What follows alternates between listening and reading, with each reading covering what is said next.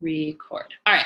So we're going to talk a little bit about lessons from Entrepreneur Roller Coaster. And I sort of put these slides together, and the slides took me longer than actually going over my presentation. So if the presentation's a little rough, sorry, but hey, there'll be some good information in there.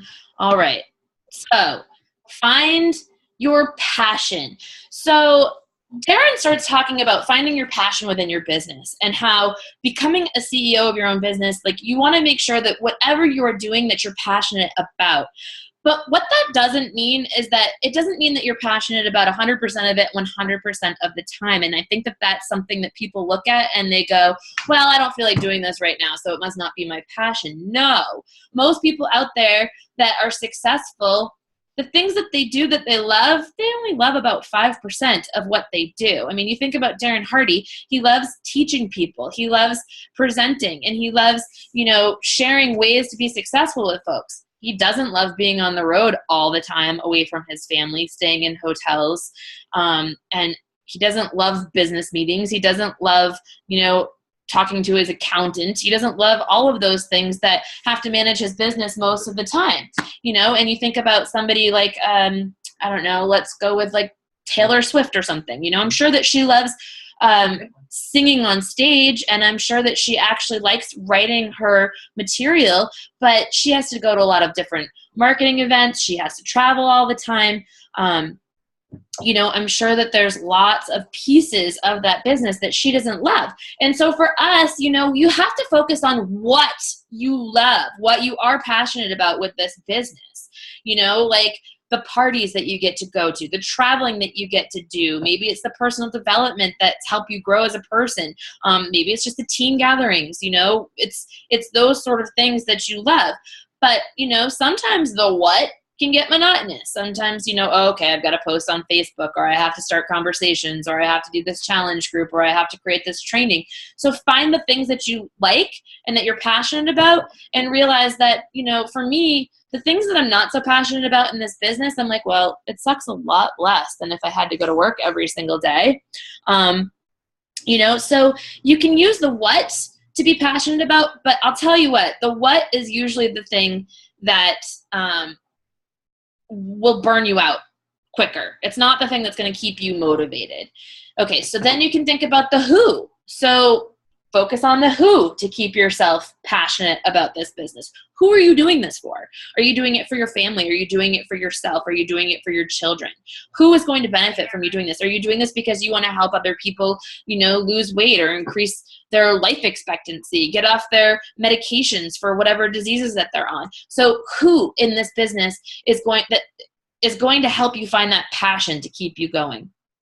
And then the how, some people, it's the how they do things that keeps them motivated. So, I actually really do like creating trainings, and I do like creating things for like the website and stuff like that. I don't love running challenge groups. So there's different things for different people. And sometimes you can get really passionate about like how you're running your business, how you're organizing things, how you're doing things on a day-to-day basis. But the biggest one is your why, right? And actually the what, the who, and the how can all come into that why. And the why is that thing that's going to keep you going the entire time. Like that is where your passion lies. The rest of the stuff that might, fade, but why you're doing it doesn't. So if you have a big why, a why that will make you cry, then that's where you focus. And if you have a big enough why, you can endure any how. And so you don't have to be 100% passionate all of the time to be successful, but you can find passion within what you're doing daily to get to your why. And that why is the thing that you're really passionate about. All right. So if you're like, okay, well, that's not working for me. What else can I do to motivate myself to build my business? Find your fight. What's pissing you off in life? Do you hate your job and you just want to get rid of it? Do you hate that you're overweight? Do you hate looking in the mirror in the morning and putting on pants and you have a muffin top? I hate that. Do you hate, different pieces and parts of your life? Did somebody tell you you can't do this and you're like, screw you, yes, I can? Do you not like feeling like your life is passing you by and you haven't found your passion, you haven't been able to explore things and do the things that you want to do? Because those are the things that can piss you off and be like, okay, I'm going to do it because I want this. You know, are you sick of being in debt? Are you sick of other people being in poverty and you want to help them? You know, what is it that like really makes you angry and you're going to be like, no, that's enough. I'm going to go for it. And I love Darren Hardy said, almost every great achievement began with someone finally getting ticked off enough to say enough and stand up to fight.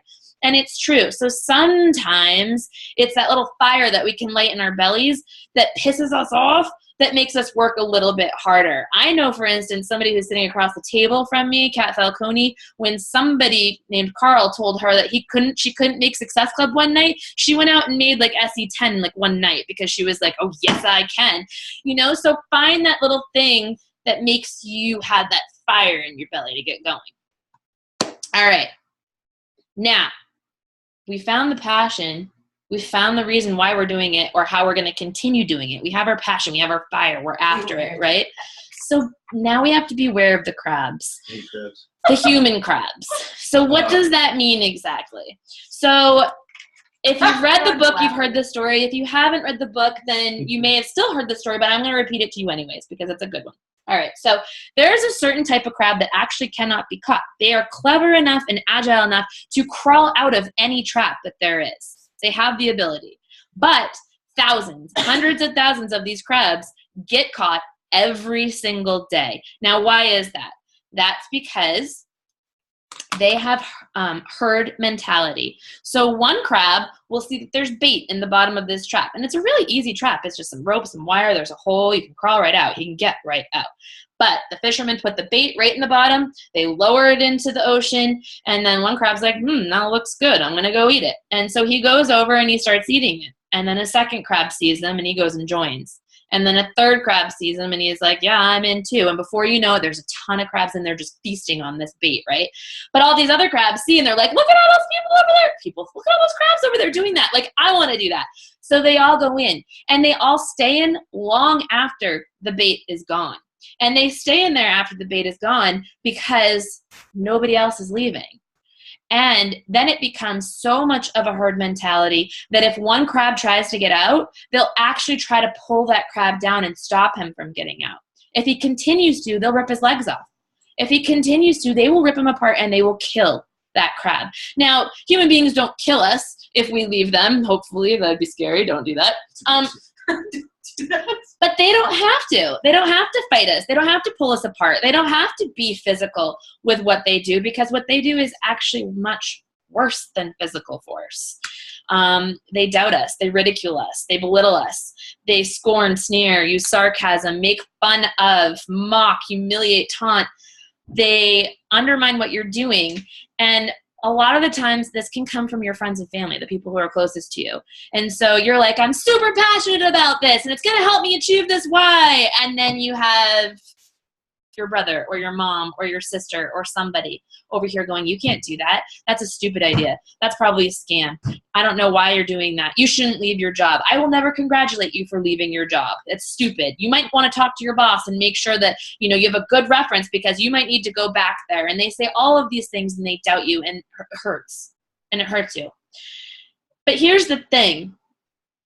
They are doing it for two reasons. One, when you leave, you make them look bad. And two, fear.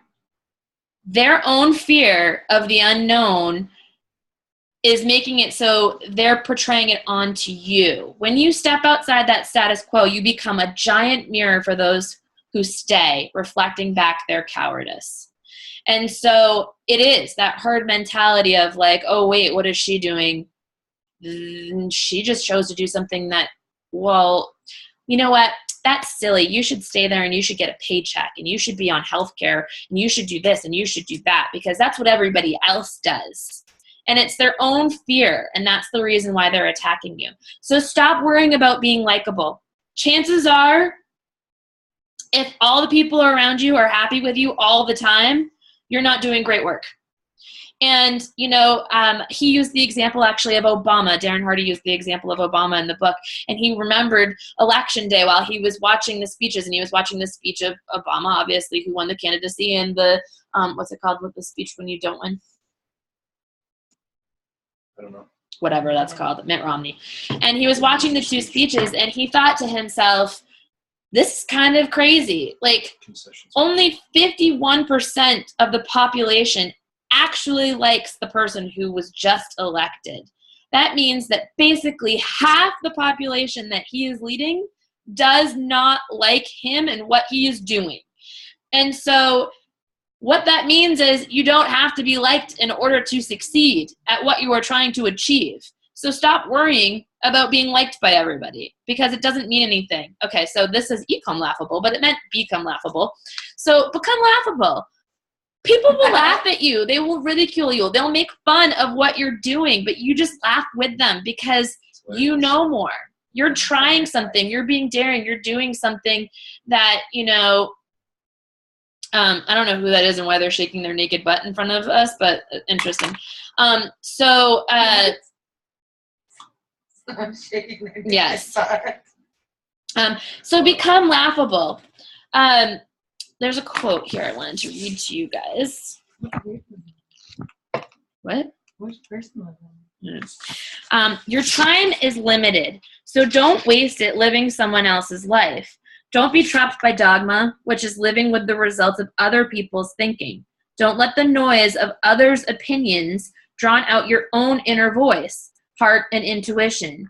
They somehow already know what you truly want to become. So what do you truly want to become? Don't worry about what others are saying. And then figure out what you want to become. So that's number 3. So define success. Define what success means to you. I love that Brigida Linford at the leadership conference said, you know, most people when they were little kids didn't say, when I grow up, I want to be a 5-star diamond.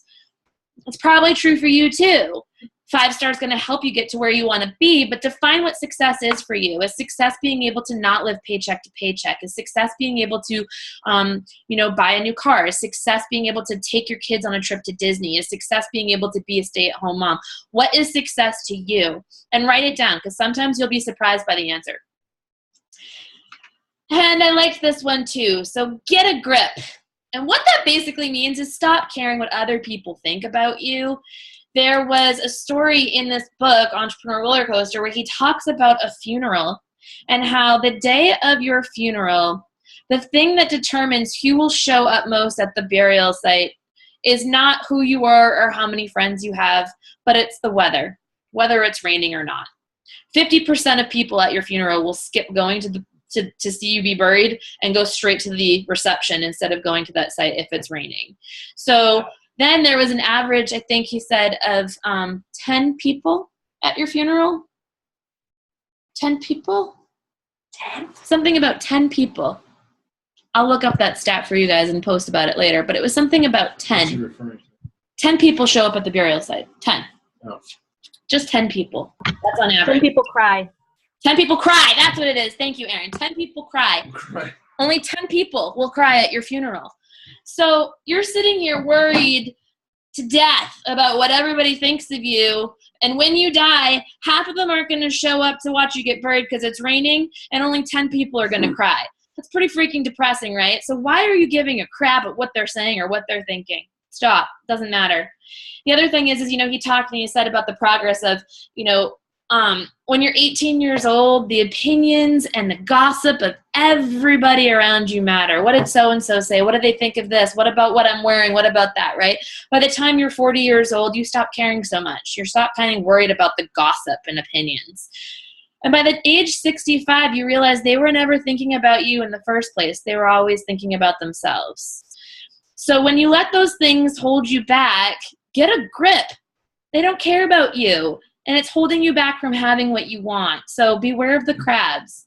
And reduce recovery time. And all that means is if something happens that throws you off track, if somebody says something that throws you off track, just get right back up. It's not about failing. You can fail in this business over and over and over again. And in fact, the more you fail, the more successful you will be. I can guarantee every single person on this call, I have got more no's than you. I have failed more. I have screwed up challenge groups more. I have messed up training groups, gone off the wall. I have screwed up far more in this business than any of you.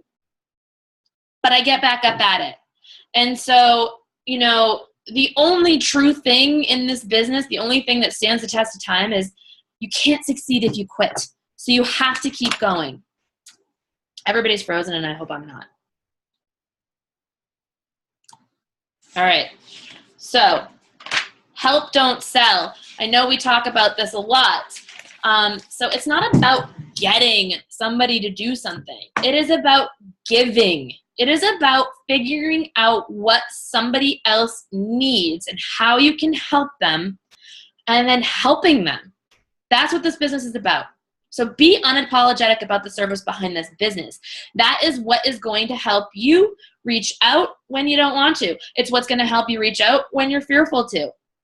When you focus on the things that you can give people, such as extra time, extra money, better health, better relationships.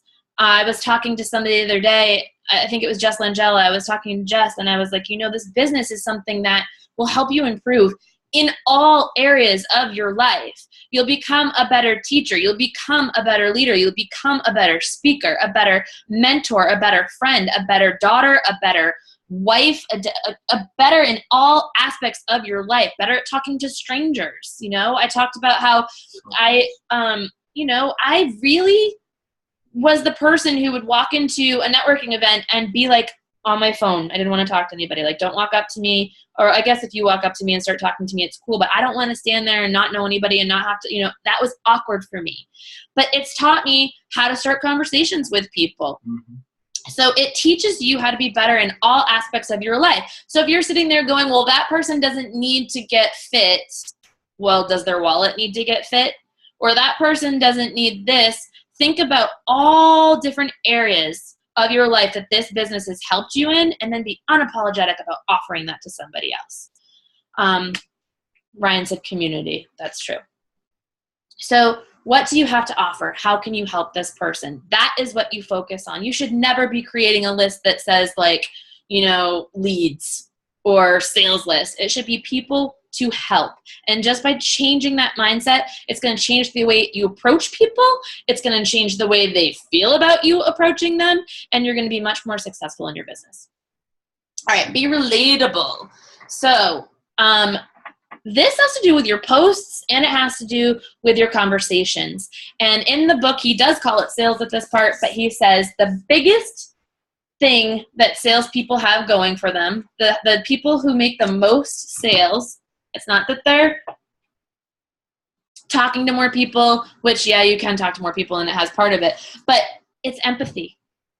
Empathy is the biggest thing that you have going for you. So when you're reaching out to all these people, be relatable. What are they thinking about? What are they worried about? Who are they worried about? Ask them these questions and then relate to them. Empathize with them. Feel what they're feeling so that and so you can offer them the right solution to what they need.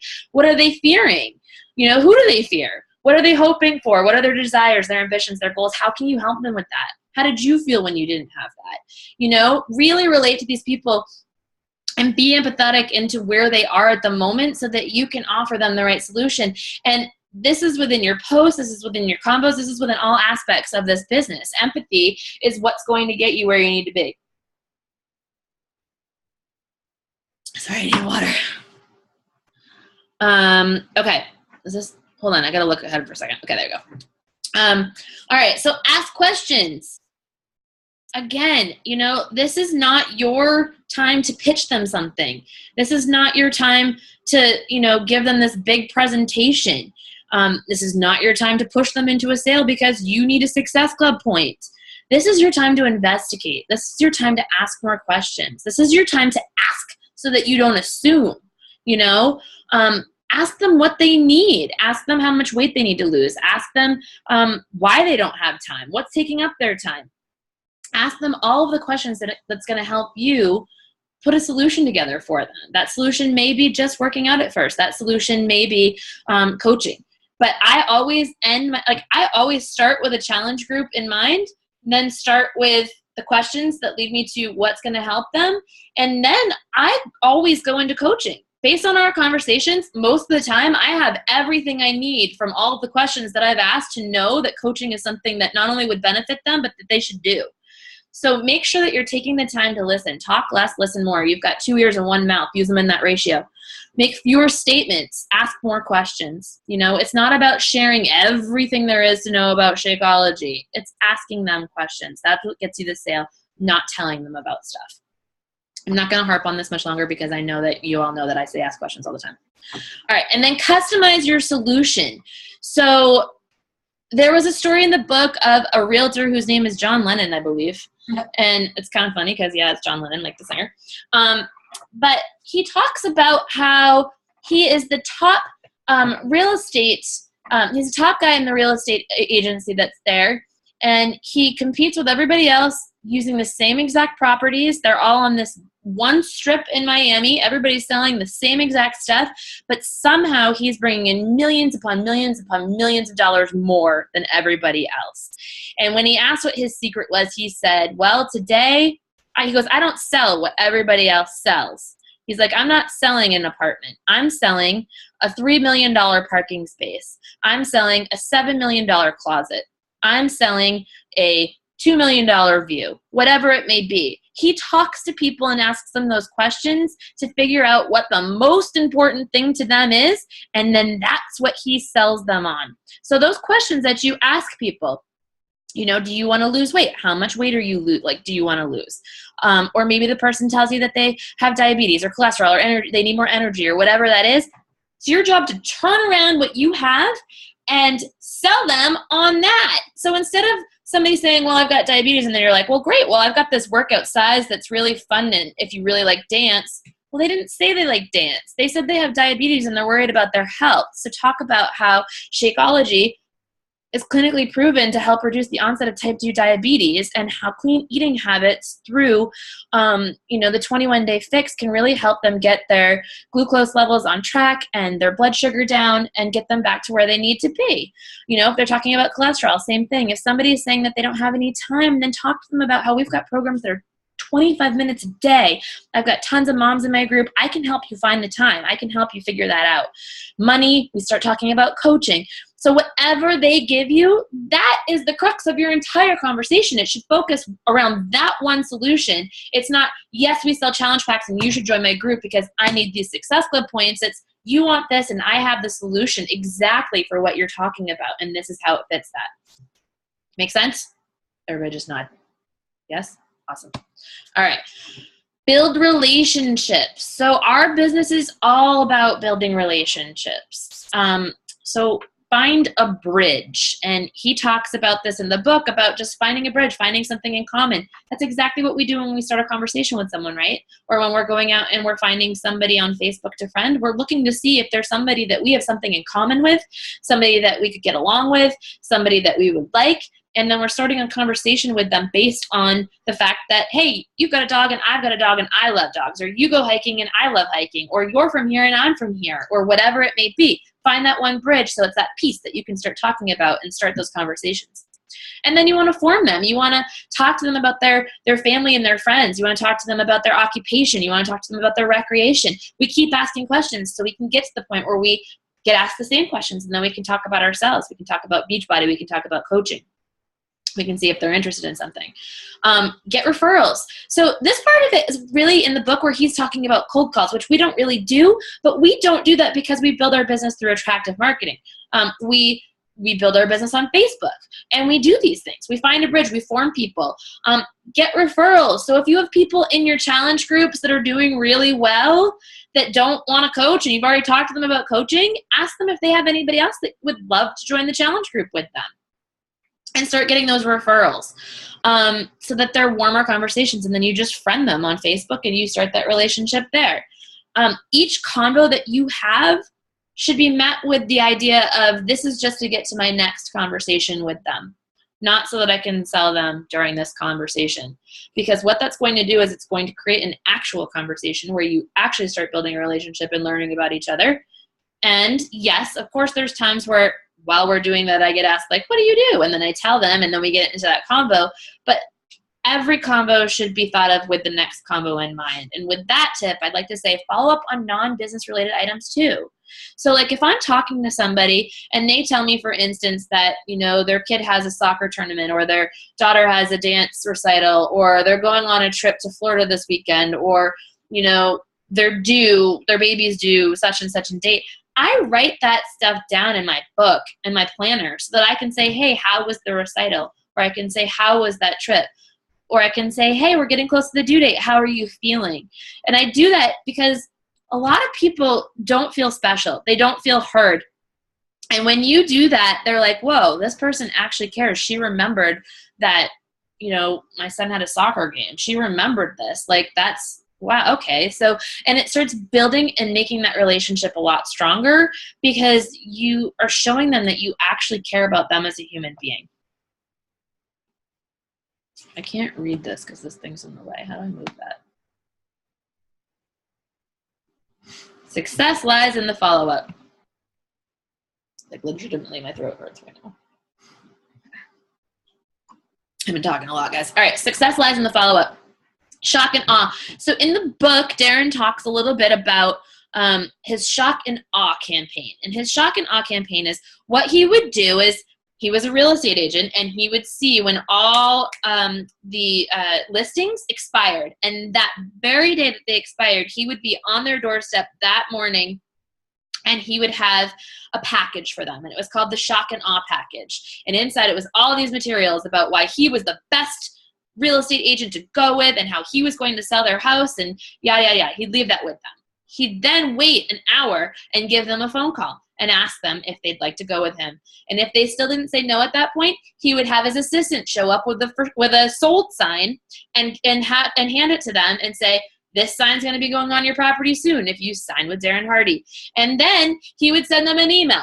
And then at the end of the day, he would show up again and at their doorstep and ask for their business. And so you're asking yourself, like, wow, that's really super annoying. Like, I mean, why would anybody go with him? Well, why wouldn't you? If he's that crazy about getting your business, maybe he's going to be that crazy about selling your house. So he may have lost like one person out of every 5 that he talked to, but he got the other 4. Because they would tell him, if you're this persistent about selling my house, if you're as persistent about selling my house as you were about getting my business, then I'm absolutely going with you. So people are afraid to follow up, but I am telling you the success lies in the follow-up. Now, do I want you to reach out to somebody 5 times a day? No. But most sales are made between the 6th and 12th follow-up with somebody. I can't remember the exact statistic, but it's like less than 2% of sales are made during the first 5 follow-ups. So, you're building that relationship and you're talking with people, but once you get to that point where you've talked to them about a challenge pack or you've talked to them about coaching and they haven't gotten back to you, don't be afraid to follow up with, hey, did you watch that video? Or, hey, are you ready to get going? Because they're going to turn around and go, well, if she's that persistent in helping me get started and reminding me of my goals, then maybe she'll be that persistent in helping me stay accountable to reach those goals. Does that make sense? Because you're a coach and that's your job. All right, what else do I have for you? Who's your dream team? So find a running buddy. So what does this mean? This means work with the people who want to work. It is not your job. When you go out for a run with somebody, they're running right next to you, right? They didn't like tie themselves onto your waist and like lay like this on the ground and go, go, Joan, run for it. I'm just going to lay here. That's exhausting. Nobody wants to drag people behind them. Nobody wants to drag anybody behind them. You want somebody that's going to run right next to you or blow past you. Good. Find people that are willing to work this business faster than you. That's amazing. I would love to find people who run this business faster than me. Be better than me. Please be better than me, because that's amazing. And it just helps me. It helps me learn, and it helps me grow our team, and it helps everybody. So, look for a running buddy. Don't worry about those people that are just walking behind you or just, crawling or tagging themselves to you and letting you drag them, because they're not ready yet. And that's okay. You can still be there to support them, but you need to put your focus on the people who want to build this business and give those people who are running next to you the time that they deserve. Start looking for teammates. So I know that there's this mentality of like, well, anybody, I could sign anybody and I should sign anybody and like whatever. No, start thinking about who you want on your team, who is going to be a good team member, who is going to be that running buddy. I think it was Katie Hafner. Was it Katie Hafner or Katie Flynn? One of them posted I posted it in Project Fearless last week, and it was a really great point of, changing your mindset from like, will somebody please do this with me, to apply if you are somebody who is a go-getter, if you are somebody who wants more, if you are somebody who is willing to learn and grow and put yourself out there and be a little bit uncomfortable. So find those people, find those teammates, and start looking for them. And how you start doing that is you start being that person. You start acting like the coach that you want. Ask yourself, if my coach did exactly what I did today, would they be successful? And if they didn't, you better start changing what you're doing, because it's speed of the leader, speed of the pack, right? If they don't see you making Success Club, they're not going to make Success Club. If they don't see you going to team events, they're not going to go to team events. If they don't see you showing up on team calls, they're not going to show up on team calls.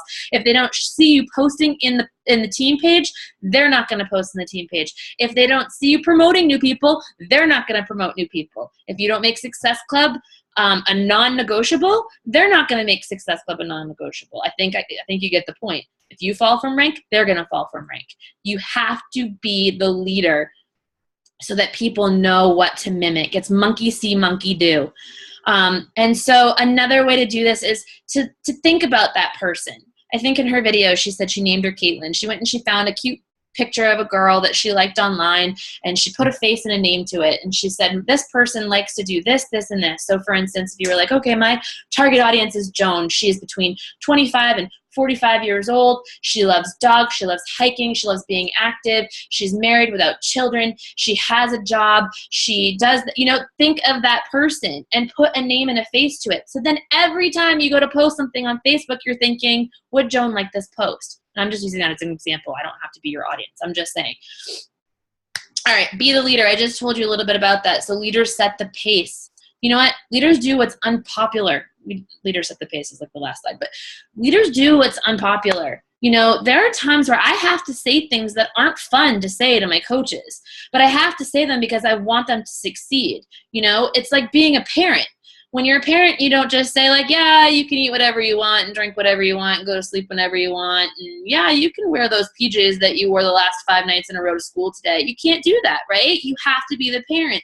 And it's the same when you're a leader. If you see your coaches doing something that isn't working, you have to tell them. If your coach tells you, I want this, and then you're seeing that they're not taking those steps to get there, it's your job to remind them.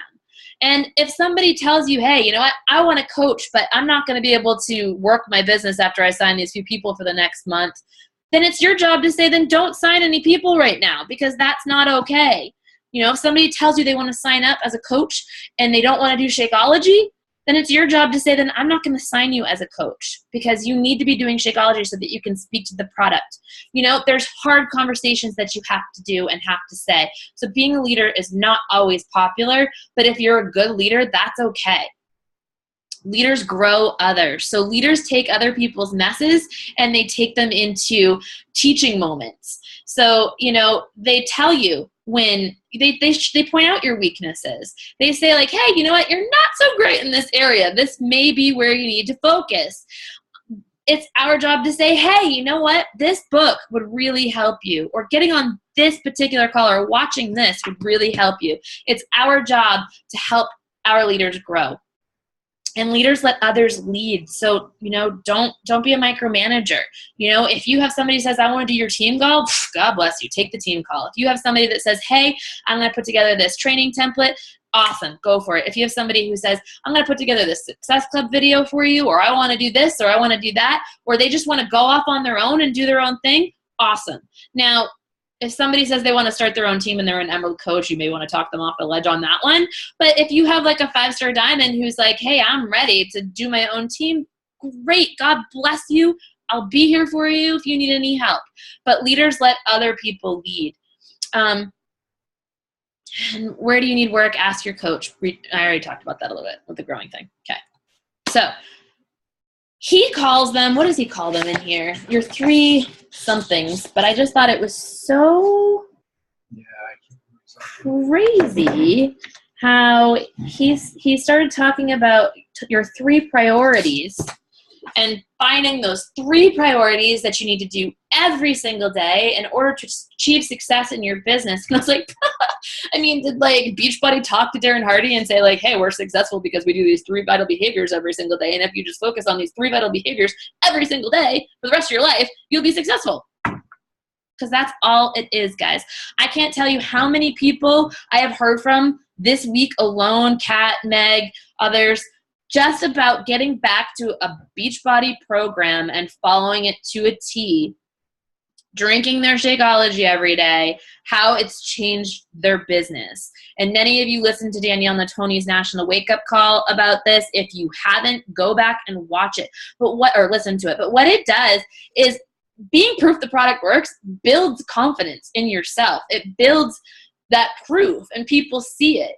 You're not just saying, hey, go do this. You're actually doing it, and you're in it, which means that you're way more confident when you're speaking to somebody else about what it can do for them. And because they're seeing you do it all the time, they're more likely to reach out to you. You're more likely to find those people who are like, hey, she's doing this, and she's doing it consistently, and maybe I should do that. But if you're not, then it's like, well, I did it once and it worked for me back in the day. Well, why aren't you using it now? Another thing, too, is that she talked about hybrids, why you shouldn't be doing hybrid workouts. It's telling somebody that this one program isn't good enough. So you need to be doing one program to a T, getting those results, and proving that to other people. Personal development every single day. If you're not doing personal development, you're going to find it hard to reach out. You're going to find it hard to post. You're going to find it hard to coach coaches. You're going to find it hard to motivate yourself to do a workout. Personal development is so necessary because as a coach, we give a lot of ourselves, and you have to take care of yourself first. You have to fill that cup up so it can overflow and touch everybody around you, because if it's an empty cup, nobody's getting anything. And invite. So, I mean, that's an obvious. We're doing this group, again, the Go For No Challenge. Everybody be in it, because I can tell you that inviting. I mean, don't overcomplicate things. This is what the business is. It might not be sexy. It might not be cool, but this is what the business is, and this is what provides you all the other sexy stuff. Sexy time. All right. Oh. Time with my mother. You like it, don't you? Combating fear. So outwork your fear. Melanie Mitro had this fantastic story about trying out for cheerleading. When she was at leadership, she talked to us about this. And she just talked about how, like, she was really fearful. It was her senior year. She decided, hey, you know what? I'm going to go out for the cheering squad. I really want to do this. But she was really fearful because she'd never cheered before, because she was a senior. Everybody else on the team knew what they were doing and whatever. But instead of letting the fear get to her, she just practiced in her room over and over again, and continued to practice even when she was asked to go out to parties, or asked to go out with her friends, or asked to come over somebody's house. She stayed in her room and she practiced that cheer so much that when she got there and she went to that tryout, it just happened. She didn't even think about it. She didn't even do anything. Like, the fear was gone. She outworked that fear. And I'm telling you that if you continue to reach out every single day, the fear goes away, because you just get so used to it that it becomes habit. And you're just like, oh, I'm just going to talk to this person. I'm going to talk to this person. They said, no, I'm going to go to the next person and the next person and the next person until I find that freaking yes. And that's how you build your business quickly. We already talked about personal development for the other stuff, but personal development for combating fear. Start is a great book. Punch Fear in the Face is a great book. Gabby, anything by Gabby is really going to help you get over that fear. Anything by Marianne Williamson. I think Wayne Dyer is also amazing for that. But find something that helps you deal with those issues. Write down what you're afraid of and then start working on it. Ask for help. So if you're not reaching out, or you're not doing the 3 vital behaviors, or you're not doing something that you know that you need to be doing to be successful in this business, tell your coach. Tell your coach when you're struggling with something, so that they can actually be there to help you, because chances are they've been there too. And as successful coaches, they've gotten over it, so they can help you do that too. And then reconnect with your why. So if you have a strong enough why, you'll endure anyhow. And I love that saying, because it's so true, you know?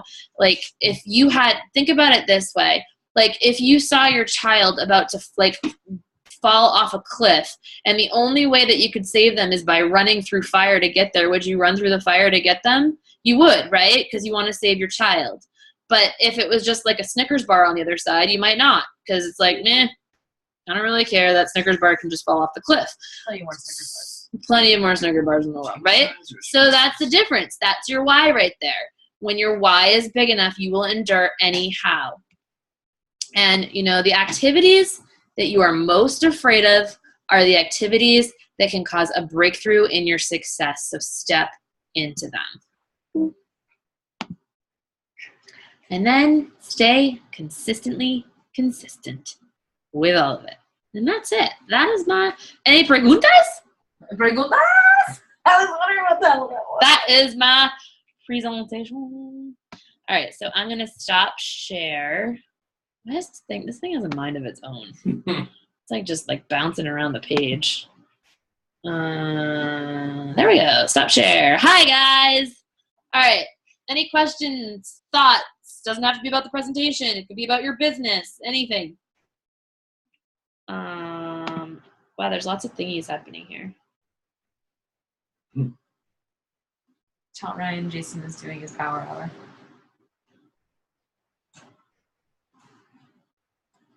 Good. Nice.